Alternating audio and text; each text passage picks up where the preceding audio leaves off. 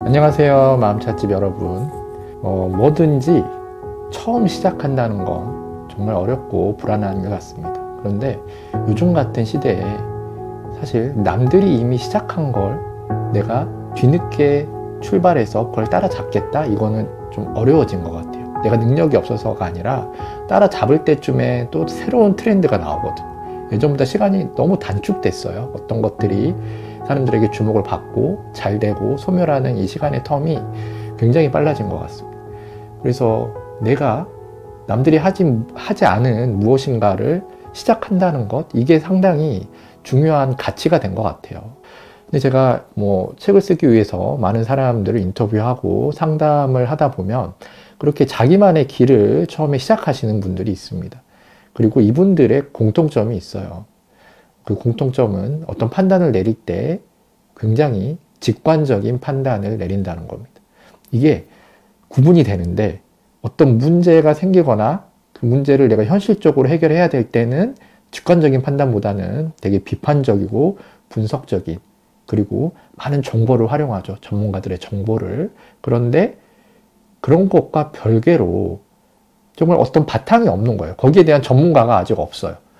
예를 들어서 좀 오래된 예지만 아이폰 같은 것도 그렇죠. 어떤 아이폰이 나오기 전에 그 비슷한 게 없었잖아요. 그 이전으로 올라가면 워크맨이라는 게 있었습니다.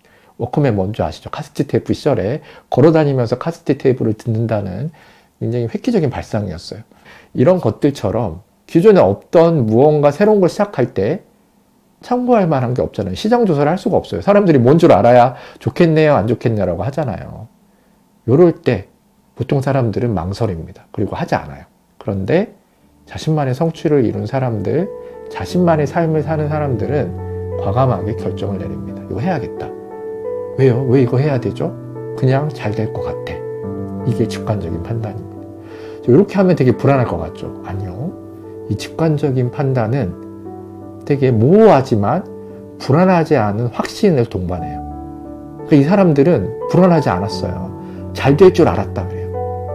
물론 나중에 이제 겸손하게 얘기해야 되니까 그래도 어려움이 많았죠. 그게 아니라 이 밑바탕에는 왠지 이게 맞다라는 확신이 드는 겁니다. 그 불안하지 않은 확신, 하지만 설명할 수 없는 것, 이게 바로 직관적 의식이 보여주는 공통된 반응이에요. 여러분들은 이런 걸 느껴본 적이 있으신가요? 이 직관이라는 게 어떻게 보면 우리가 가장 처음에 가졌던 의식일 수도 있을 것 같아요. 되게 원시적인 형태인 거죠. 우리가 아직 인간의 모습을 갖추기 전에 가장 중요한 게 정말 하루하루 먹고 사는 일이었을 때, 그러니까 내가 이 동물을 잡아 먹어야 돼.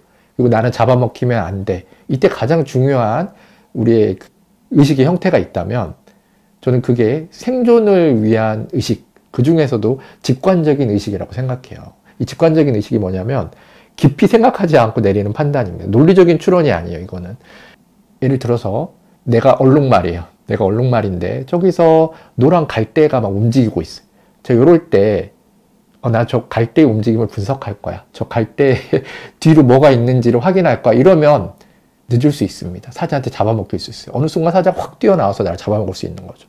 그런데 이게 움직이자마자 도망가야 돼요, 일단. 이런 것들이 차근차근 학습이 돼가지고 약간 비슷한 것만 보여도 우리가 재빠르게 어떤 행동을 하는 것, 이런 것들을 직관적인 행동이라고 하고 패턴화 능력이라고 합니다. 이 직관적인 의식, 직관적인 행동의 가장 원시적인 형태가 패턴화예요. 우리가 이렇게 또아리 쳐져 있는 밧줄을 보고 무서워하고 도망가는 사람들이 있거든요. 그분들의 무의식 속에는 뱀에 대한 패턴화 능력이 본능적으로 자리 잡고 있는 것.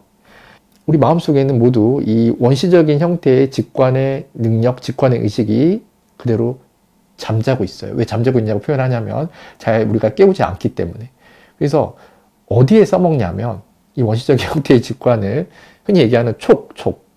내가 어떤 사람을 만나고 있는데 뭐라고 설명할 수 없는데 이 사람은 뭔가 좀 나에게 거짓말을 하고 있는 것 같다. 나에게 피해를 줄 것 같다라는 묘한 느낌이 들 때가 있어요. 어두운 느낌이 있죠. 이게 바로 촉입니다. 내가 남자친구를 사귀는데 애가 뭔가 지금 딴짓을 하고 있는 것 같아 라고 뭔가 설명할 수 없지만 그 이상한 느낌이 와서 카톡을 열어보면 뭔가 딴짓을 하고 있어요. 이런 촉. 이런 형태로만 남아있는 거죠. 하지만 참 억울한 게 우리의 그런 분석적이고 비판적인 의식은 굉장히 많이 발전을 했어요. 우리가 이룬 이 학문적인 성과들이 모두 그 분석적이고 비판적인 의식의 성장과 괴를 같이 합니다. 근데 이 직관적인 의식은 거기서 멈췄어요. 사자 알아보는 데서. 그리고 그런 형태로 우리 무의식 속에 남아 있습니다. 왜 이게 발전을 못했을까요? 우리 역사의 발전이 이제 그런 급박하게 무언가를 처리하는 것보다 사람들끼리 그런 어떤 지혜를 모으고 지식을 모으고 내가 좀 더 전문적인 자료를 훑어보면서 긴 시간을 가지고 내리는 판단이 오히려 나의 생존과 나의 성장 그런 데 훨씬 도움을 주기 때문에 빨리빨리 내려야 되는 이 직관적인 판단을 굳이 할 필요가 없어진 거죠. 요즘에는 오히려 조롱받죠. 그냥 느낌이 그런데 별로 신뢰를 안 하게 되는 겁니다. 그런데 이 명상의 영역, 수행의 영역에서는 끊임없이 이 직관을 발달시켜 왔어요. 명상의 역사가 4,000년이 넘어갑니다. 그 이전일 수도 있어요. 그동안 계속 발전시켜 온 거죠. 자, 명상이 각을 잡고 직관을 발달시킨 게 아닙니다. 명상의 시스템이 어쩔 수 없이 직관이라는 의식을 사용하게 되고 이 직관이라는 능력을 그러니까 예리하게 잘 다듬을 수밖에 없는 그런 구조를 가지고 있어요.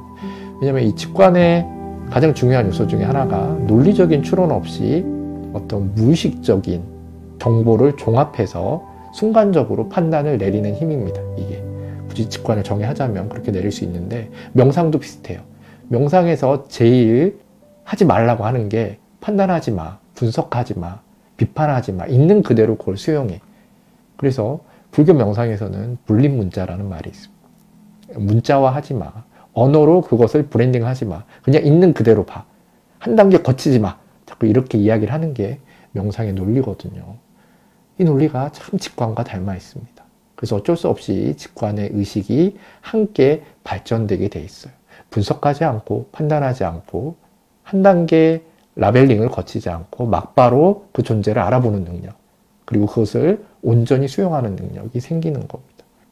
자, 이 과학에서 이제 이런 실험이 있어요. 내가 어떤 의식적인 결정을 내리기 전에 실험을 해봤더니 0.5초 전에 이미 나는 그 결정을 내리게끔 선택을 하고 있더라는 게 과학적인 실험에 의해서 밝혀졌습니다. 이게 무슨 얘기냐면 내가 어떤 분석이나 추론을 통해서 어떤 의식적인 결정을 내리기 전에 이미 내 무의식도 어떤 루트를 통해서 어떤 통로를 통해서 그 상황을 맞이하고 자기만의 결정을 내렸다라는 거예요. 그리고 우리도 모르는 사이에 우리의 의식의 결정에 영향을 주고 있는 거죠. 우리의 직관은 아직 살아있는 겁니다. 네. 저 같은 경우는 그래요. 이 첫 책이 또 직관하면 보인다잖아요. 참 많은 게 보이는데 예를 들어서 이 직관이라는 능력을 잘 활용하면 제 일상이 약간 이렇게 재밌어집니다. 어떤 거냐면 제가 공간에 대한 책을 썼지만 상당한 길치예요. 자, 제가 모자라서 길친 게 아니라 주위가 너무 재밌는 게 많잖아요. 호기심 있는 게 많아서 늘 그런 것들을 주의 있게 보다가 결국 길을 못 찾게 되는 그런 일이 일어나는데 그런데 위급한 순간이 있습니다. 중요한 약속을 앞두고 있는데 제가 또 길을 잊어버린 거예요.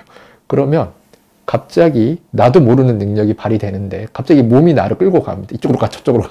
그렇게 하다 쓱쓱쓱쓱 가다 보면 목적지가 나와 있는 거예요. 혹은 주소가 정확하지 않은데 길을 찾아야 될 때가 있죠. 그런데 시간은 또 다가와요. 그러면 갑자기 발이 가는 대로 가면 목적지가 나와 있습니다. 자, 이게 뭐냐? 직관이 내 안에서 내비게이션 역할을 해주는 거예요.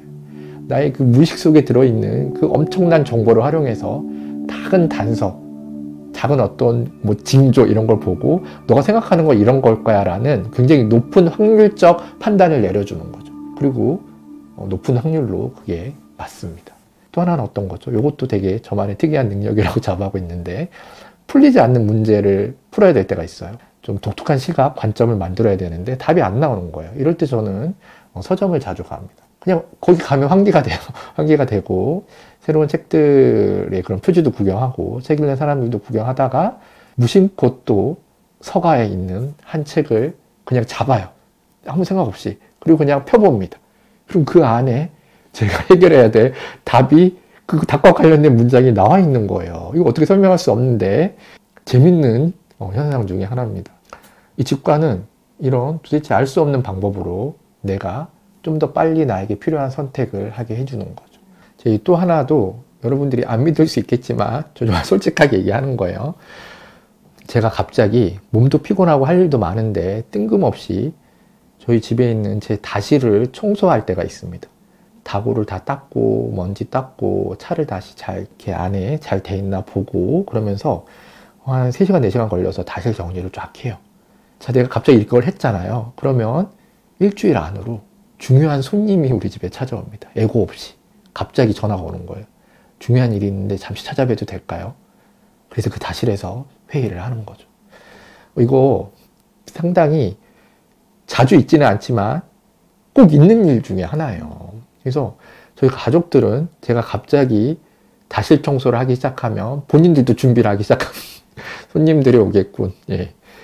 이거 예전에 수행자들이 나오는 드라마나 영화 보면 고승들이 자신의 제자에게 중요한 손님이 올 테니까 빗자루로 마당을 쓸어놔라 이런 얘기 하잖아요. 그럼 좀 이따 올라오잖아요. 저 그거 거짓말이 아니구나 라는 걸 알게 해줍니다. 저는 이게 직관이 가지고 있는 애연의 감각, 혹시 그런 게 아닌가 그렇게 생각을 해요. 그러니까 이 직관은 이걸 잘 깨워서 사용하기만 하면 우리 안에서 내비게이션도 됐다가 어떤 선택을 도와주는 어떤 그런 마음의 눈이 됐다가 또 그런 미래를 대비할 수 있게 해주는 예언자의 역할도 해주는 것 같습니다. 물론 모든 것들은 확률이에요.